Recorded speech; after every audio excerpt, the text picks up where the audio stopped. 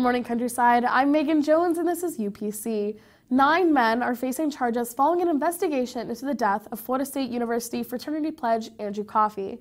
Coffey, a junior, was found unresponsive after attending Big Brother Night with the Pi Kappa Phi fraternity, where he was a pledge. An autopsy found his blood alcohol level was .447, more than 5 times the legal limit to drive.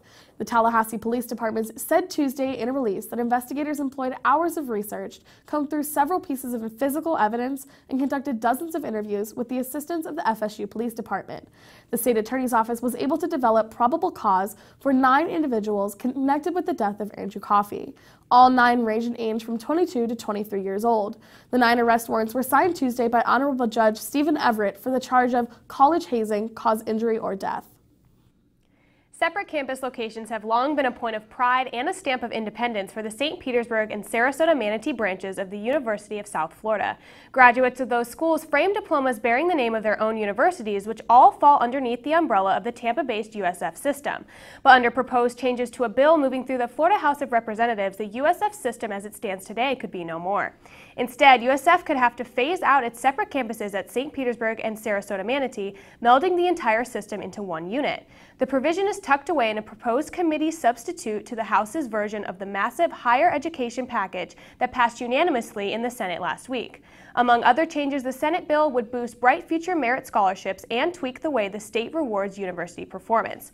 Ultimately, this House bill would bring all of USF's complex parts under a single unified system. For now, supporters say that this is a prime opportunity for all of Tampa Bay to get behind a strong university. FBLA is meeting today after school in A7. See Mr. Felt for details. There will be a youth and government meeting tomorrow after school in Mrs. Tate's room. Grad Bash 2018 will be $120 and buses leave from CHS at 4:30 and return at 4 a.m. For more information, see Mr. Straub in D-Wing. In sports, Katie has information on Tyler Helinski. Katie?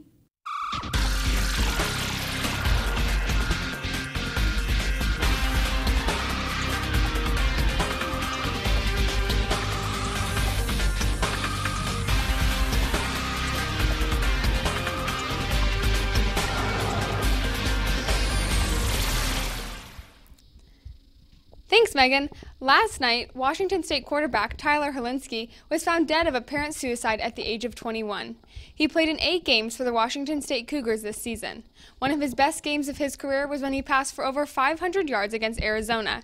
He also started in the Holiday Bowl against Michigan State, where he threw for 272 yards and 2 touchdowns. Coach Mike Leach said in a statement that he was an incredible young man, and everyone who had the privilege of knowing him was better for it. The entire WSU community mourns as thoughts and prayers go out to his family. Many times during hurricanes and floods, pets lost in the chaos end up in Florida's already overcrowded shelters. Now, a new proposed law wants to make sure those lost animals stay safe. House Democrat leader Janet Cruz says trips to Puerto Rico inspired House Bill 823. The bill would force shelters to have a policy during natural disasters to help lost pets be easily returned to their owners without causing extreme overcrowding in Florida's already overcrowded shelters. The bill's co-sponsor, Representative Joe Gruder, said pets can be an extension of your own family, but to lose one inadvertently because shelters don't have the right procedures would be devastating. Gruder also said it's a common sense bill to make sure these shelters have policies and procedures to make sure these tragedies don't happen here in Florida. A fashion blackout and stirring calls to end sexism made afterthoughts of Sunday, January 7th's Golden Globe Award winners. Just when the Hollywood Foreign Press Association's choices mean more than they have in years. Timing is everything during movie award season, and it seems that this year, time is up, as the sexual harassment movement continues to make strides. By luck of the calendar, the Globes can directly influence Oscar voters. This year's Academy Awards will be presented on March 4th, later than usual, to avoid competing for television ratings with the Winter Olympics.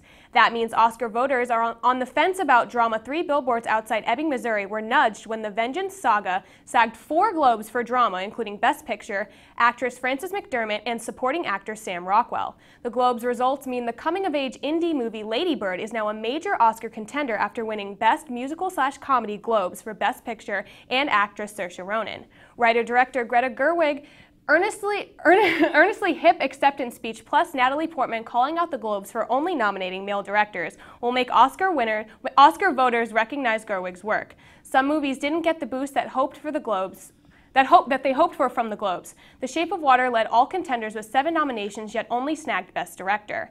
Allison Janney was nominated Best Supporting Actress for I, Tonya, but Margot Robbie's lead portrayal of ice skater Tonya Harding was unrewarded. We'll know more on January 23rd when the Academy's nominees are announced, and then it's 5 weeks until Oscars night. But if Hollywood has learned anything lately, it's that times can change anytime. That's all we have for you today on UPC. Thank you for watching and have a great day, Countryside.